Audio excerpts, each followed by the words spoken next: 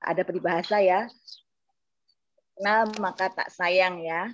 Makanya saya akan memperkenalkan terlebih dahulu untuk pembicara pada malam hari ini. Sebentar.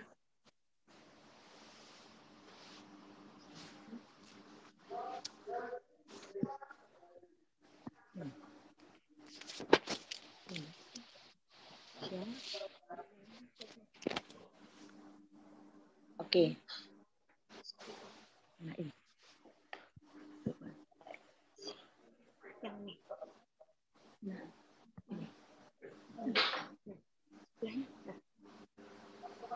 Oke, saya akan perkenalkan terlebih dahulu pembicara pada malam hari ini. Pembicaranya adalah Ibu Profesor Dr.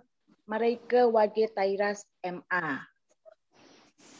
Adalah seorang guru besar di Fakultas Psikologi UNER dan juga dosen Fakultas Psikologi di Universitas Airlangga.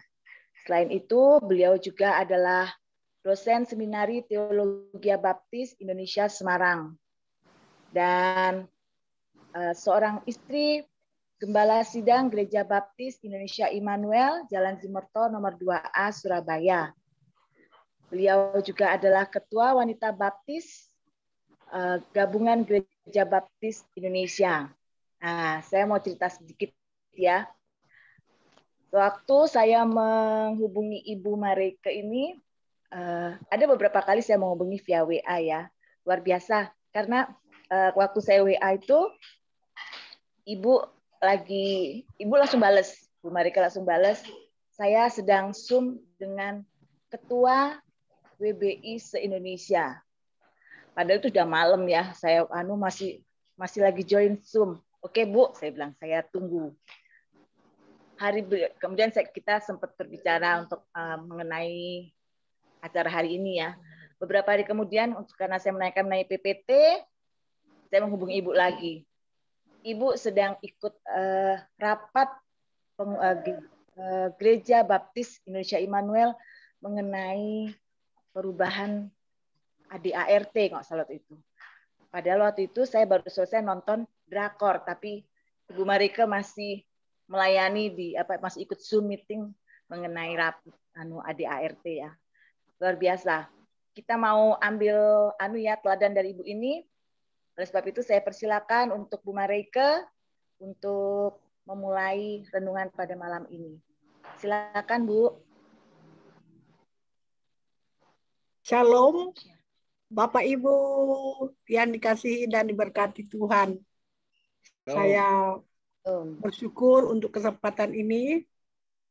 Mula pertama saya mau berterima kasih kepada Bapak Pendeta Bambang yang memberi kesempatan kepada saya pada malam hari ini. Begitu juga kepada Ibu Eli dan Pak Endrawan yang pertama menghubungi saya, dan Ibu Lisa, dan saudara-saudara sekalian yang ada di sini. Terima kasih. Sebelum saya terus, saya mau supaya Ibu Lisa, ini slide foto-foto orang itu bisa dihilangkan, karena kalau tidak nanti ada sebagian tidak bisa dibaca.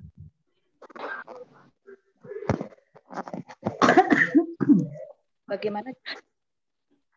Ini kan nanti kalau saya buka slide kedua, mungkin tidak terbaca karena dihalangi oleh gambar-gambar orang. Apakah bisa atau Ibu Lisa punya slide? Bagaimana?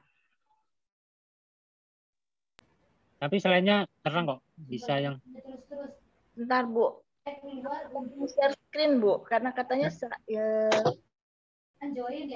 dari Bu Mareike di minimize aja yang. Wah, nggak tahu saya. Oh. Saya tidak pintar. Lisa aja bukakan itu, nggak apa-apa. Saya tutup aja. Lisa aja yang buat. Ayo, Lis. Oh, iya Bu. Bentar Bu.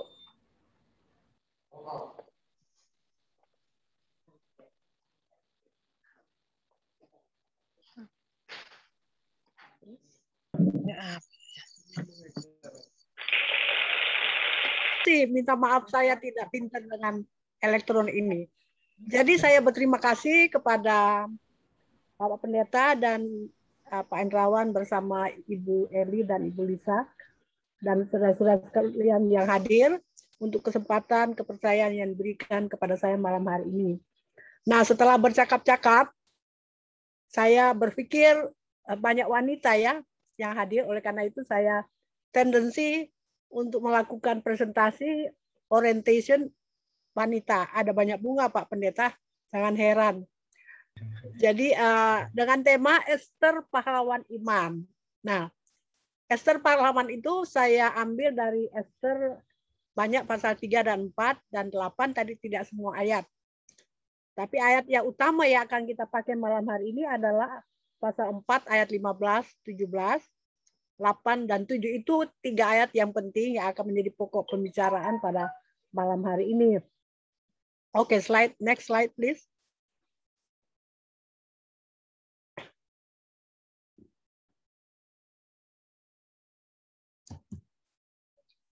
Silakan Lisa.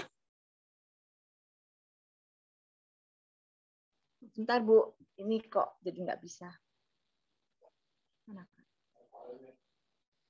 Sebentar ya Bu. Jadi hilang tiba-tiba. Kita perlu tahu si Esther itu siapa sebenarnya. Nah, Esther itu adalah perempuan yang gagah, yang sangat cantik dari Yahudi, menjadi istri Raja Persia Ahasveros. Karena didikan ayah angkatnya Mordekai, menjadi perempuan yang saleh dan takut akan Tuhan. Berhasil mencegah pembantaian terhadap bangsa Yahudi di seluruh kerajaan Persia. Ini Esther. Esther itu orang cantik tapi istri ratu, sebagai ratu di kerajaan Persia. Next please. Next please. Menjadi pertanyaan, mengapa Esther menjadi pahlawan iman? Jadi apa alasannya sampai ada judul Esther itu pahlawan iman? Next please. Latar belakangnya itu di dalam Esther pasal 3 ayat 5. Dan ada beberapa ayat yang mendahului, berasal dari kesombongan dan keangkuhan Haman yang menjadi orang yang paling dekat dengan Raja Ahasveros, yang melihat Mordekai, ayah angkat Esther, tidak berlutut dan sujud kepadanya. Kemudian ingin memusnahkan semua orang Yahudi yang sebangsa dengan Mordekai di kerajaan Ahasveros. Jadi mula pertamanya karena dia tidak melihat ayah angkat dari Esther ini tidak sujud menyembah kepadanya pada waktu dia lewati. Jadi ini kesombongan dan keangkuhan. Sehingga dia merasa sentimen dan ingin memusnahkan seluruh orang Yahudi yang sebangsa dengan Mordekai. Next please. Karena ini Haman adalah orang kedua atau kepercayaan raja, jadi dalam cerita di pasal 3-4 itu, Haman ini pergi kepada raja dan menceritakan macam-macam, membuat raja terpesona dengan Haman, dan akhirnya Haman diberi izin dan mendapat surat dari Raja Ahasveros agar semua orang Yahudi dibunuh, dipunahkan, dan dibinasakan dari yang muda sampai kepada yang sudah tua, bahkan anak-anak dan para perempuan. Jadi ini luar biasa kejadian, sebenarnya karena ingin dihormati, karena ingin supaya orang-orang semua tahu bahwa itu orang berkuasa, karena ingin supaya diagung-agungkan, sehingga berniat luar biasa mau membunuh semua orang Yahudi yang ada di daerah Persia, yang merupakan keturunan juga dari Esther. Esther ini adalah seorang anak perempuan yang ditinggal orang tuanya, yang dipelihara oleh si Mordekai. Berikut, silakan.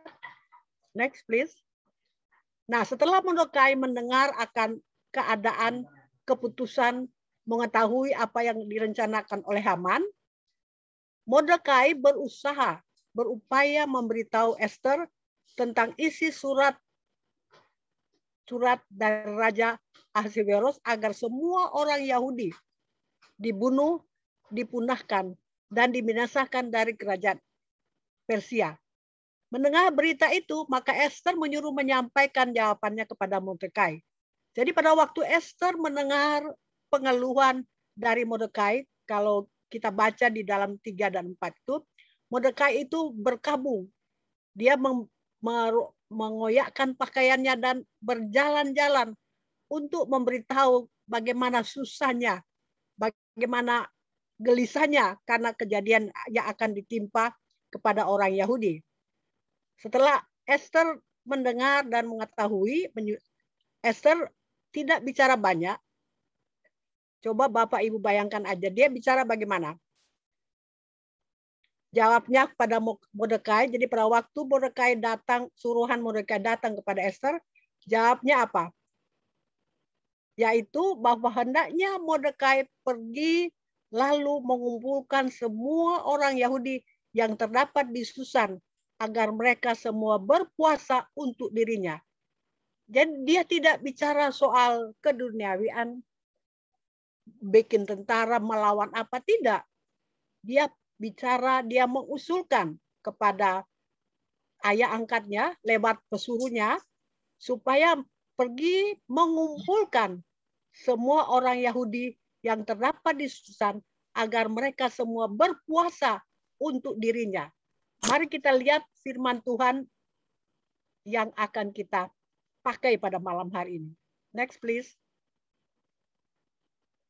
Di dalam pasal 4 ayat 15 sampai 16 ayat, maka Esther menyuruh menyampaikan jawaban ini. Jadi setelah orang yang disuruh oleh Mordekai ketemu dengan Esther, dan orang ini sudah menjelaskan apa yang terjadi dengan Mordekai, akhirnya Esther menjawab kepada orang ini, beritahu kepada Mordekai, pergilah, kumpulkanlah semua orang Yahudi yang terdapat di Susan dan berpuasalah untuk aku. Ini ayat pertama, maksudnya bagian pertama yang akan kita lihat bagaimana dia punya cara menghadapi kesulitan, menghadapi tantangan, menghadapi bahaya, menghadapi apa yang akan terjadi di antara bangsanya sendiri. Next please. 16b, janganlah makan dan janganlah minum 3 hari lamanya, baik waktu malam, baik waktu siang. Jadi dia ada perintah puasa ya. Next please.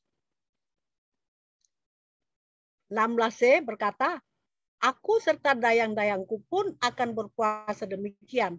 Ayat firman Tuhan tersebut mengindikasikan betapa besar komitmen Esther untuk berjuang membebaskan pembantaian orang-orang Yahudi yang dirancang oleh Haman. Jadi dia bukan hanya beritahu Haman, kumpul orang-orang dan berpuasa. Dia juga berkata akan berpuasa bersama dayang-dayangku. Jadi memang komitmennya untuk membebaskan bangsanya itu luar biasa. Dia akan, apa yang akan terjadi kepada dia juga dia tidak peduli. Mari kita lihat ayat yang berikutnya. Next please. Pasal 16d. Dan kemudian aku akan masuk menghadap raja. Sungguh pun berlawanan dengan undang-undang. Kalau terpaksa aku mati, biarlah aku mati. Karena memang ada peraturan ya, ada peraturan di kerajaan Persia. Seorang raja tidak boleh diganggu. Walaupun istrinya. Kalau sampai diganggu tanpa dipanggil, dia akan dihukum mati. Dan Esther itu tahu. Karena dia tidak dipanggil waktu dia mau menghadap akan raja. Hanya dengan kemauan imannya untuk membebaskan bangsanya, sehingga dia mau rela berlakukan sesuatu, dan dia yakin Tuhan akan tolong. Tetapi dia tahu kalau sampai dia harus mati, biarlah aku mati. Nah, mari kita lihat. Kalau Bapak Ibu kepingin tahu benar, boleh baca nanti ya di rumah Esther pasal 3 dan 4. Mari kita lihat ayat yang berikutnya. ini penjelasan dulu. Sungguh, ulang lagi. Sungguh komitmen Esther untuk menyelamatkan orang-orang Yahudi sebangsanya sangat luar biasa. Didorong oleh iman yang teguh kepada Allah. Yaitu karena didikan ayah angkatnya Mordekai, serta kecerdasannya untuk mencari jalan masuk yang tepat dan berkenan di hati Raja Ahasiweros. Jadi saya boleh katakan di sini bahwa memang Esther ini seorang wanita yang cerdik, rendah hati, dan tidak mau mementingkan diri sendiri. Karena apa? Dia dengar bangsanya akan dibunuh.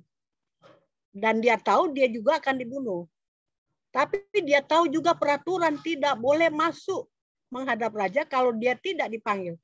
Tapi dia ada iman kepada Allah. Dia ada iman yang teguh. Dia yakin Tuhan pasti tolong karena ini pekerjaan dari Haman yang tidak benar. Sehingga dia berani untuk menghadap akan raja pada saat itu. Mari kita lihat ayat firman Tuhan berikutnya. Nah, ini memang sudah terjadi. Ayat pasal 4 ayat 17, maka pergilah Mordekai dan diperbuatnya tepat seperti yang dipesankan Esther kepadanya. Jadi ini bapak ini juga dia pergi dan dia melakukan persis apa yang disampaikan. Jadi tidak melanggar. Jadi jujur, tulus mengikuti perintah. Karena kan mereka tidak bisa ketemu. Jadi Esther dan Mordekai tidak ketemu, hanya lewat pesuruh. Tapi ini bapak ini juga sama dengan anak angkatnya. Jujur, tulus untuk melakukan sesuatu. Jadi dia melakukan sesuai dengan apa yang dipesan Esther kepadanya. Berikutnya. Apa yang terjadi? Itu terjadi di dalam pasal 8. Ya. Pasal 8. Maka jawab Raja Ahasiweros kepada Esther, sang ratu, serta kepada Mordekai, orang Yahudi itu. Harta milik Haman telah kukaruniakan kepada Esther, dan Haman sendiri telah disulahkan pada tiang karena ia sudah mengancungkan tangannya kepada orang Yahudi. Sebenarnya ini firman Tuhan yang saya ambil, itu sebagai kunci. Jadi sebenarnya ayat-ayat sebelumnya ada jamuan makan yang dibuat oleh Esther untuk Haman dan raja. Nah, pada akhir pertemuan antara raja, Haman, dan Esther memberitahu tentang apa rencana dari Haman itu. Nah, waktu itu raja sangat marah. Dan pada waktu raja, karena saking marahnya raja Ahasiweros itu, dia keluar sedikit ya, Bapak Ibu boleh bayangkan aja. Jadi mungkin Esther sebelah kanan, dia sebelah kiri, terus si Haman di depan jongkok ya. Dia jongkok. Terus si saking marahnya raja ini keluar. Ya bapak-bapak kalau udah marah gregetan ya. Rasa-rasanya apa? Dia keluar raja ini dan waktu dia balik, dia lihat ini Haman ini jongkok di depan Esther. Wah, dia lebih marah lagi. Dia berkata di dalam firman Tuhan, nanti Bapak Ibu baca, saya hanya keluar sebentar, Anda itu sudah melakukan sesuatu yang sepertinya dia mau buat sesuatu kepada Esther. Jadi dia lebih marah sekali. Nah, oleh karena itu diambil keputusan untuk Haman sendiri disulahkan di tiang yang sudah disiapkan oleh Haman untuk Mordekai. Karena Bapak Ibu Saudara sekali tahu, Haman itu luar biasa. Dia menyiapkan tiang gantungan untuk menggantung Mordekai. Akhirnya tiang itu dipakai menggantung Haman. Ya, next please. Jadi jelas Raja Ahasiweros sangat berkenan segala yang dilakukan Esther, sang ratu istrinya. Kan sebenarnya dipikir tidak bisa ya karena dia tidak dipanggil.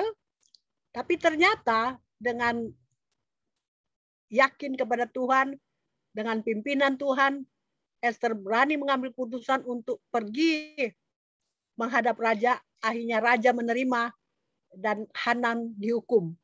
Berarti Tuhan memberi kesempatan kepada Esther untuk melakukan semua hal ini demi penyelamatan daripada bangsa Yahudi pada waktu itu. Dan raja atau Raja Ahasuerus, suami daripada Ratu Ester itu merestui apa yang dilakukan istrinya. Berikut please, next please. Raja Ahasuerus mengatakan bahwa semua harta milik Haman telah dikaruniakannya kepada Ester. Haman sendiri pembesar yang dekat dengan raja yang merencanakan pembantaian terhadap semua orang Yahudi di seluruh kerajaan Persia sudah disulakan pada tiang gantungan. Jadi luar biasa. Haman berencana membunuh bangsa Israel, bangsa Yahudi, mengambil semua harta mereka. Dan Mordekai rencana mau digantung. Tapi ternyata semua itu terjadi. Itu apa sebabnya? Karena Ester yang setia, yang teguh, takut kepada Allah, dan melakukan segala sesuatu yang dia lakukan dengan datang berpuasa dan berdoa, minta pimpinan Tuhan di dalam kehidupannya. Next please. Sekarang pertanyaan bagi kita, apa yang bisa kita pahami dan renungkan dengan pengalaman Ester ini? Karena kita tahu apa yang terjadi secara singkat saja, karena kalau mau dibicarakan cerita ini cukup panjang, ya. Tapi saya hanya ambil poin-poinnya saja karena katanya ada tanya jawab. Nanti semua akan menjawab dan bertanya, ya. Nah, apa yang bisa kita pahami dan renungkan melalui pengalaman singkat daripada Ester yang merupakan pahlawan iman ini? Next, please. Apakah kita semua pribadi yang tetap saleh dan tetap setia beribadah, berdoa, bersyukur, memuji, memuliakan, menyembah, dan melayani untuk membawa sukacita dan damai sejahtera bagi semua orang yang percaya, meskipun dalam tekanan, penindasan, ancaman, dan intimasi. Semua kita saat ini sedang mengalami hal yang tidak enak.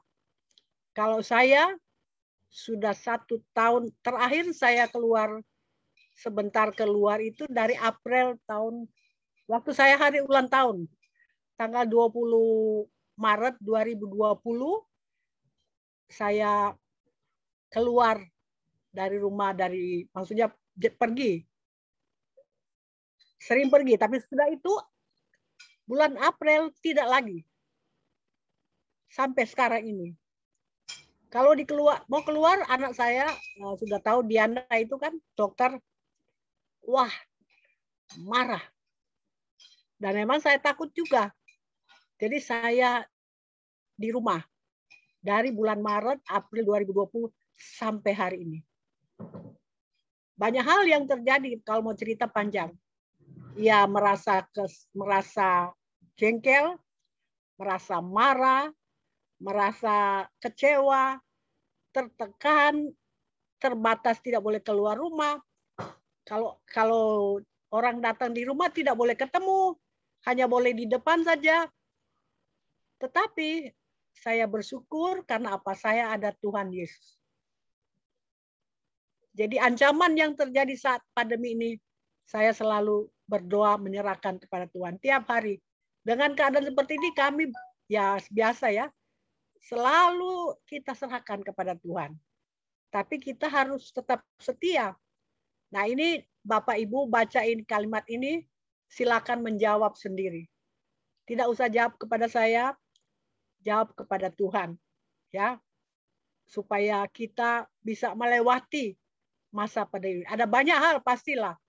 Pada kita yang ada pada malam hari ini ada banyak hal yang terjadi. Tapi itu menjadi pertanyaan dan kita jawab sendiri nanti di akhir ya. Yang berikutnya please. Apakah kita semua percaya bahwa Tuhan akan memberikan hukuman kepada segala bibir yang manis dan setiap lidah bercakap yang salah, serta percaya bahwa Tuhan sudah bangkit untuk memberi keselamatan kepada orang-orang yang percaya kepadanya. Nah, ini juga jawab ya. Karena memang kan ya seperti sekarang ini kan ada istilahnya hoax ya. Ada banyak hoax di luar sana ya. Tetapi seringkali juga di gereja-gereja kan, di persekutuan-persekutuan, di Zoom ada juga kata-kata atau janji-janji atau hal-hal yang tidak baik, tidak benar. Nah, sebagai orang percaya tidak boleh sebenarnya. Kita tidak boleh melakukan itu. Itu diberi tahu kepada kita. Pasti ada waktu Tuhan akan berbuat sesuatu.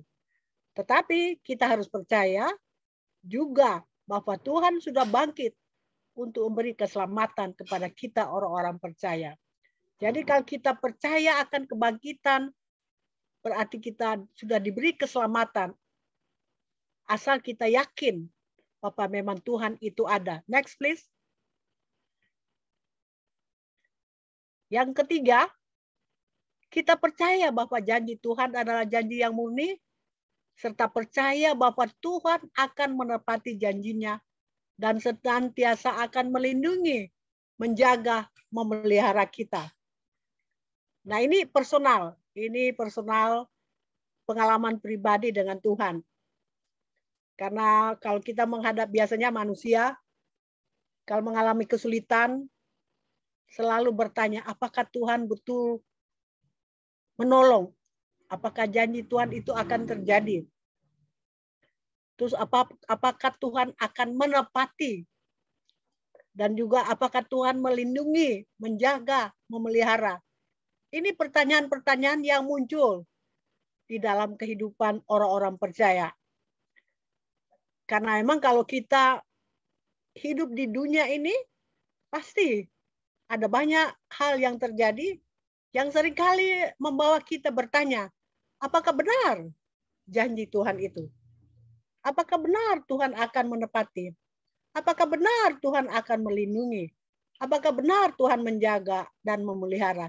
Jadi ini selalu ada di dalam kehidupan anak-anak Tuhan. Next please. Setelah 3 hal itu kita dengar, sekarang saya mau bertanya kepada kita sekalian dan kita jawab sendiri kepada Tuhan ya. Berkenankah serta siapkah kita untuk meyakini janji-janji Tuhan itu? Jadi apakah kita sudah berkenan setelah kita mendengar, kita melihat firman Tuhan, bukan karena dari saya, tapi dari firman Tuhan. Nah, kita siapkah kita meyakini janji Tuhan? Karena memang saat-saat ini kita harus yakin Tuhan menjaga, Tuhan melindungi, Tuhan memelihara itu kita harus yakin. Karena kalau tidak, kita pasti dirongrong oleh ketakutan. Nah, bagian pertama please, apa kira-kira pertama? Yaitu kita mau berjanji kepada Tuhan ya. Jadi kita mau berjanji kepada Tuhan, kita akan tetap saleh, setia beribadah walaupun lewat Zoom, berdoa, bersyukur, memuji, memuliakan, menyembah, melayani yang membawa sukacita dan damai sejahtera bagi sesama. Meskipun dalam tekanan penindasan, ancaman, dan intimidasi, karena Tuhan sudah lebih dahulu melimpahkan kasih setia dan karunia-Nya bagi kita dengan kelimpahan. Nah, apakah kita siap melakukan semua ini? Ini personal relationship ya. Ini hubungan pribadi Bapak Ibu dengan Tuhan dan saya juga. Karena kita dibawa pada saat-saat tertentu kita ragu. Dan dibawa pada saat-saat tertentu kita tidak mau memuji Tuhan. Kita tidak mau bersyukur. Dan kita tidak mau melakukan bagi Tuhan alasan dengan segala macam alasan, dengan segala macam excuse. Tetapi dengan kita melihat apa yang sudah terjadi dalam kehidupan kita, apakah kita mau menerima dan kita mau yakin akan hal itu. Yang berikut, yang next please. Apakah kita yakin bahwa Tuhan akan memberikan hukuman kepada siapa saja yang berkata-kata tidak benar? Ya, sekali lagi, serta percaya bahwa Tuhan sudah bangkit untuk memberi keselamatan kepada orang-orang yang percaya kepadanya. Jadi ini mengajar kepada kita, kita tidak boleh menyampaikan hal-hal yang tidak benar. Ya, kalau istilah seharian, sasus-sasus, gosip-gosip yang membuat orang lemah. Kalau saya sering kali menerima itu. Nanti ada, tante, katanya ini begini, begitu, begini, begitu, begini, begitu. Biasanya saya jawab, oh, didoakan saja ya. Tante masa kok enggak tahu ini orang bikin ini, bikin ini.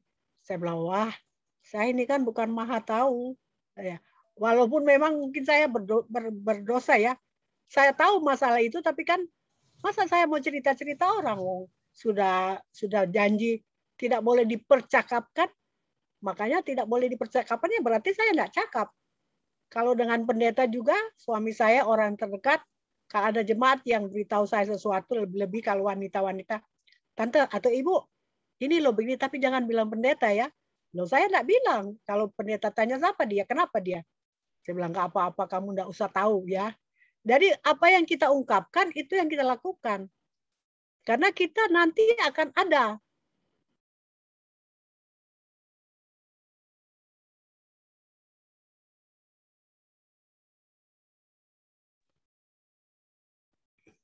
Berikutnya, next please. Yakinkah kita bahwa janji Tuhan adalah janji yang murni? Percaya Tuhan akan menepati janjinya. Senantiasa melindungi, menjaga, dan memelihara kita yang setia. Nah, itu yang harus ingat, setia. Jadi kita harus setia. Jangan kita hanya, biasanya kan kita sebagai manusia, kalau berdoa Tuhan, ini, itu. Tiap kali kita berdoa, kita minta. Kita lupa bersyukur dengan apa yang Tuhan beri kepada kita. Tetapi kita tidak setia. Seringkali kita tidak berdoa. Kalau kita perlu, baru kita berdoa. Seringkali kita tidak mau ibadah karena capek. Ada acara doa, kita tidak mau karena capek. Seringkali kita udah diundang berapa kali, tidak mau karena capek, kerja. Macam-macam excuse. Nah, itu berarti tidak setia, toh. Jadi kita tidak akan menerima janji Tuhan. Nah, sebenarnya saya itu ada ada firman Tuhan yang saya hafal aja, karena itu saya senang dengan firman Tuhan itu. Mazmur 37 ayat 3, ayat 4 dan ayat 5. Saya beritahu itu. Saya menjadi firman Tuhan itu menjadi sesuatu yang menguatkan di saat-saat saya meragukan tentang janji Tuhan. Dan karena masalah-masalah yang terjadi, apakah itu di pelayanan atau di keluarga, itu Mazmur 37 itu 345 ayatnya ada 3 kata kunci. Pertama, percaya. Jadi di dalam kehidupan ini kita harus percaya. Sebagai anak Tuhan kita harus percaya. Karena kita sudah diberi janji. Kalau kita tidak percaya, ya Tuhan juga tidak percaya kepada kita. Oleh karena itu kita harus percaya bahwa Tuhan akan menepati janji kepada anak-anak yang setia. Kalau tidak setia ya tentu belum pasti. Nah, yang kedua, ayat 4 itu kata kuncinya bergembira. Jadi kita percaya, kita bergembira. Kita harus bergembira. Karena memang kalau kita tidak bergembira, kita akan ada masalah. Dan yang ketiga, kita menyerahkan. Jadi kita percaya, bergembira, dan menyerahkan. Bagian terakhir, next please.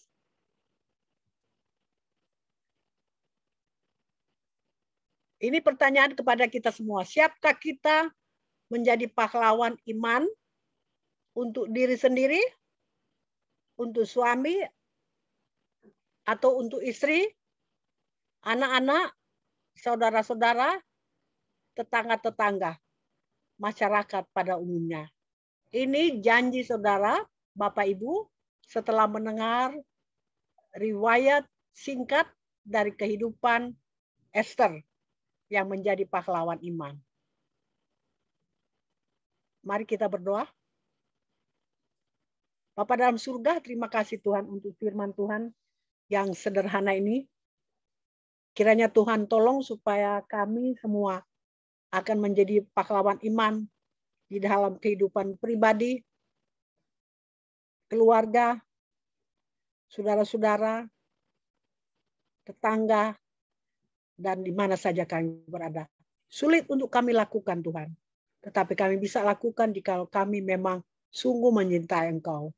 Terima kasih Tuhan untuk kesempatan yang Engkau beri pada malam hari ini. Sempurnakan semua firman-Mu Tuhan dalam kehidupan kami masing-masing. Ampuni dosa kami, dalam nama Yesus kami berdoa. Amin.